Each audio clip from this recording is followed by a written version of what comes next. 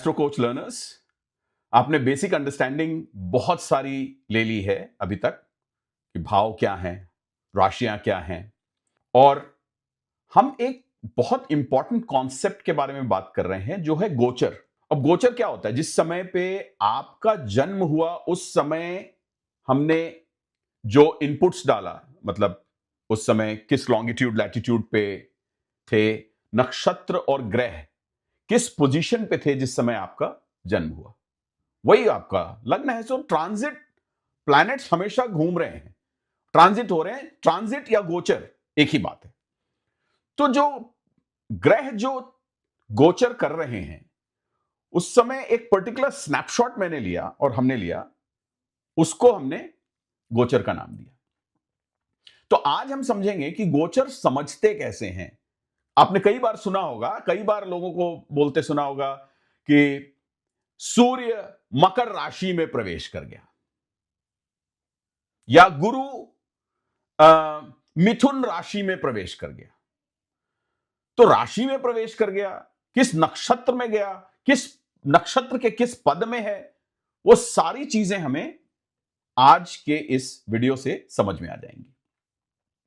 तो कैसे निकालें, कैसे समझें कौन सा ग्रह कहां पे है?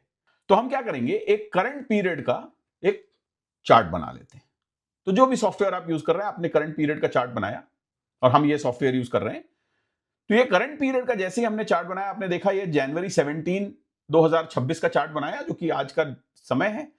20:07 का समय लिया है आसपास का। मैं इसको चेंज कर देता हूं 20:40। तो सैंपल चार्ट एक बना लेते हैं, इसको कहते हैं ट्रांजिट या गोचर, और आवर हमने डाल दिया 2040, डे हमने डाला सेम 17, और प्लेस हमने डाल दिया लेट्स से मेलबर्न, विक्टोरिया। ये हम जैसे ही करेंगे ये गोचर की कुंडली हमारे सामने आ जाएगी। ये गोचर की कुंडली आने का मतलब क्या हुआ? ये गोचर की कुंडली आने का मतलब ये हुआ कि हमें समझ में आ गया कि कौन सा ग्रह कौन सी राशि में मूव कर रहा है। अब अलग अलग ग्रह अलग अलग पेस से मूव करते हैं। जैसे शनि किसी एक राशि में 2.5 साल तक रहता है, सूर्य किसी एक राशि में 1 महीने तक रहता है, गुरु किसी एक राशि में 1 साल तक रहता है।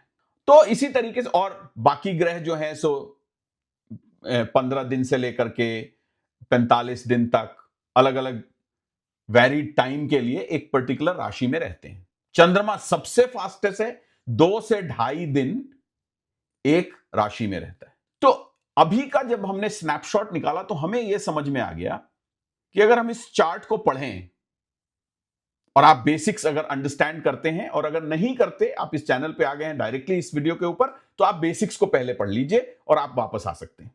तो इस चार्ट को पढ़ते ही हमने बोला कि ये मकर राशि है, और मकर राशि में 1 2 3 4 प्लैनेट्स हैं। आज की डेट में 4 ग्रह हैं। मंगल भी मकर राशि में है, बुध भी मकर राशि में है, सूर्य भी मकर राशि में है, और शुक्र भी मकर राशि में ही है। राहु कुंभ राशि में है, शनि मीन राशि में है, और गुरु मिथुन राशि में, केतु सिंह राशि में। तो इस तरीके से हमें सारी चीजें समझ में आएंगी। जो चंद्रमा है वो धनु राशि में। तो ये अभी की बात हमें समझ में आ गई, लेकिन आप सब नक्षत्र व्हील को भी समझते हैं।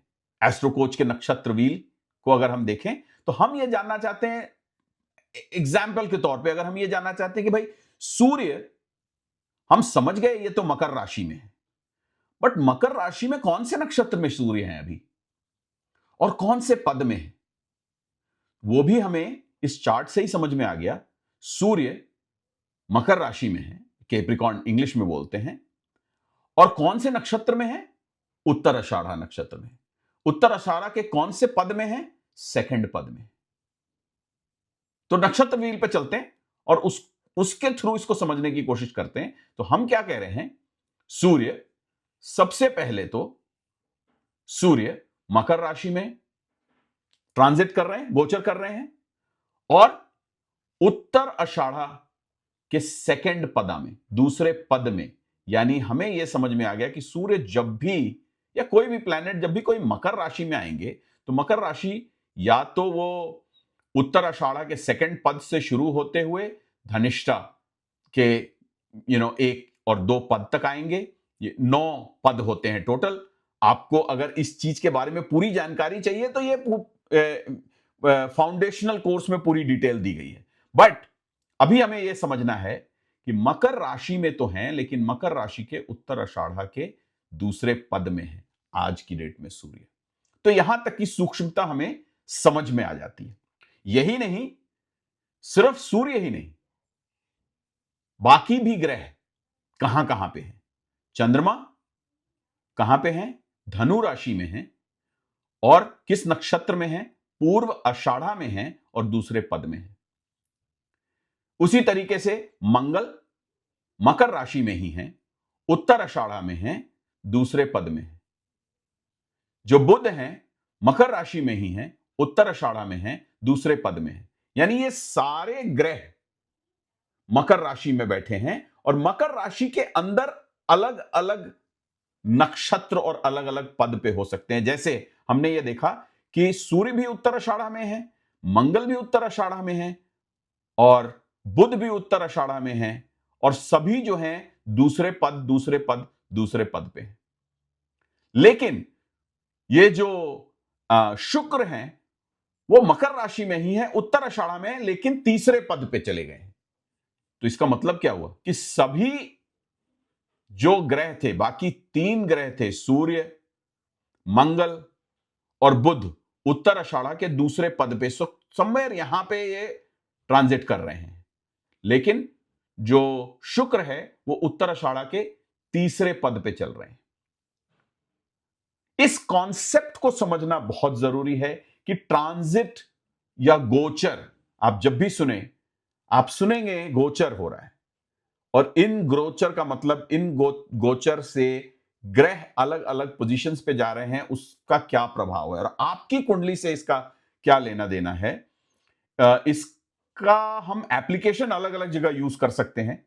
एक जगह जहां हम एप्लीकेशन इसका यूज करेंगे वो है अष्टक वर्ग, और अष्टक वर्ग में सूर्य का बहुत हम इंपॉर्टेंस मानते हैं, गुरु का इंपॉर्टेंस मानते हैं, क्योंकि सूर्य जो है हर राशि में एक एक महीने के लिए जा रहा है।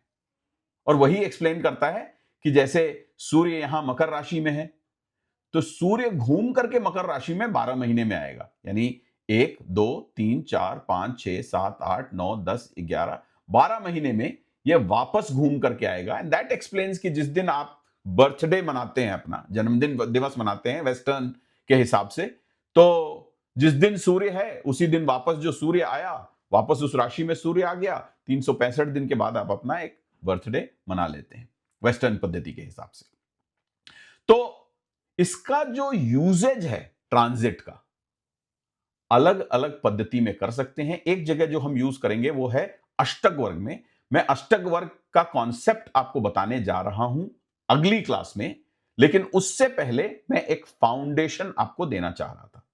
अब अगर आप नए हैं इस एस्ट्रो कोच कम्युनिटी में, और अगर आपके पास ये एस्ट्रो कोच की नक्षत्र व्हील आपके पास नहीं है, तो आप हमारे चैनल पे कमेंट कर सकते हैं, अपना ईमेल आईडी छोड़ दीजिए, एंड कोई ना कोई आपको ये पीडीएफ फाइल भेज देगा।